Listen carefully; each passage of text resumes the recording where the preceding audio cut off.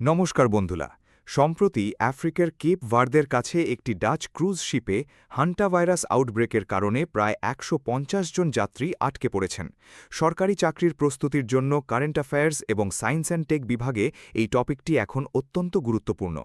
চলুন ২ মিনিটে জেনে নিই পরীক্ষার জন্য প্রয়োজনীয় সব তথ্য। প্রথম পয়েন্ট, হান্টাভাইরাস মূলত একটি জুনোটিক ভাইরাস, অর্থাৎ এটি প্রাণী থেকে মানুষের দেহে ছড়ায়। এর প্রধান বাহক হল বিভিন্ন প্রজাতির ইঁদুর, বিশেষ করে ডিয়ার মাইস এবং কটন র্যাট। এটি কিভাবে ছড়ায়?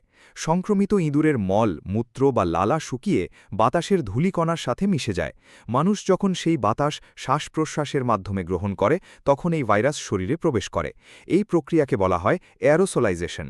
পিসিআর টেস্টের মাধ্যমে এটি শনাক্ত করা হয়। মনে রাখবেন, কোভিড-১৯-এর মতো এটি সাধারণত মানুষ থেকে মানুষে ছড়ায় না। তবে এর একটি বিশেষ স্ট্রেন, আন্দিজ ভাইরাসের ক্ষেত্রে মানুষ থেকে মানুষে সংক্রমণের কিছু বিরল ঘটনা দেখা গেছে, যা মূলত আর্জেন্টিনা এবং চিলিতে পাওয়া যায়। এই ভাইরাসে আক্রান্ত হলে মূলত দুটি মারাত্মক রোগ হতে পারে: এইচপিএলএস, যেখানে তীব্র শ্বাসকষ্ট দেখা দেয়, এবং এইচআরএফএস, যার ফলে ইন্টারনাল ব্লিডিং হয় বা কিডনি বিকল হতে পারে। হান্টাভাইরাসের নির্দিষ্ট কোনো ওষুধ বা ভ্যাকসিন নেই।